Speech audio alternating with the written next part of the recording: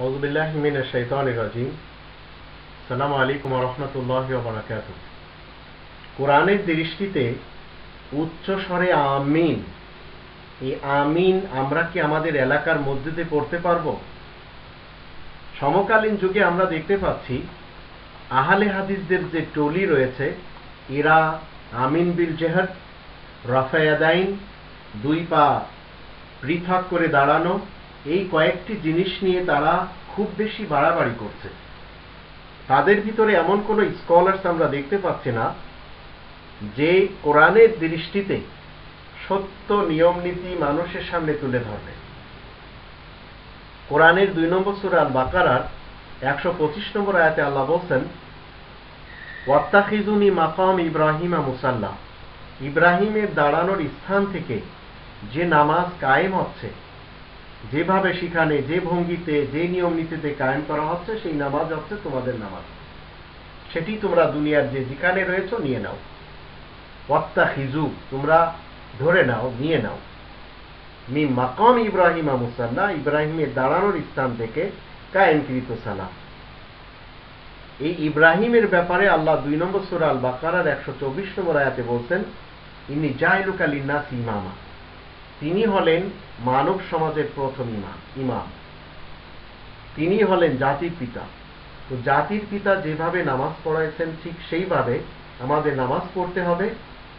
যদিও সেখানে রফায়দান হচ্ছে, আর এই আহলে হাদিসরা রফায়দানের ব্যাপারে যে কথাগুলি বলছেন সেটা কোরআন এবং কাবার দৃষ্টিতে ঠিক আছে।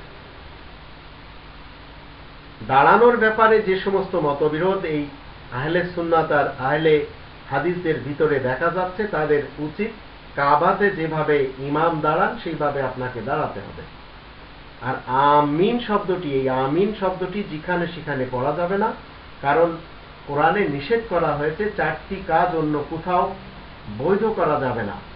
তার ভিতরে 5 নম্বর সূরা আল মাইদার 2 নম্বর আয়াতে আল্লাহ বলেন, ইয়া আইয়ুহাল্লাযীনা আমানু, তোমরা যারা ঈমান এনেছো শোনো, লা তুহিল্লু, তোমরা হালাল করতেই পারবে না শাআইরাল্লাহ, আল্লাহ তাআলার নিদর্শন সমূহের ভিতরে কিছু, ওয়ালা শাহরাল হারাম ওয়ালাল হাদিয়া ওয়ালাল কলাইদ ওয়ালা আমিনাল বাইতাল হারাম। আমিনাল বাইতাল হারাম,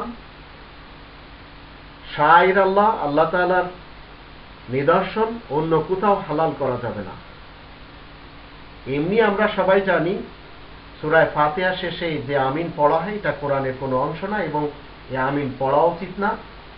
তো ওয়ালা আমিনাল বাইতাল হারাম, বাইতুল হারামের আমিন অন্য কোথাও বৈধ করা যাবে না, এটা নিষেধ।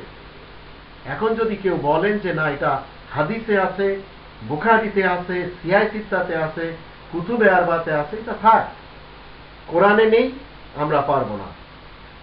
আর কোরআনে আমিন আল বাইতুল হারাম এটা নির্ধারিত হচ্ছে শুধু বাইতুল হারামের জন্য, অন্য কোথাও আমিন বলা যাবে না, কোরআনের ফয়সালা। ঠিক এইভাবে কোরআন বিক্রি করা যাবে না। ওয়ালাল হাদিয়া, এটা হাদিয়ার সাথে সম্পর্ক রাখে, পৃথিবীর একটি গ্রন্থ।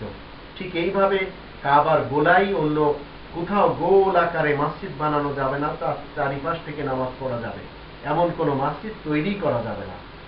আর আশহুরুল হুরুম, 4টি সম্মানিত মাস, অন্য কোনো ভাবে অন্য কোনো নিদর্শনের সাথে সংযুক্ত করা যাবে না, এটা বাইতুল্লাহর সাথে সম্পর্ক, রমাদান, শাওয়াল, জিলকদ, জিলহজ। ঠিক এইভাবে আমিন আল বাইতুল হারাম আপনি অন্য কোথাও বৈধ করতে পারবেন না, এটা আল্লাহ তাআলার নির্দেশ।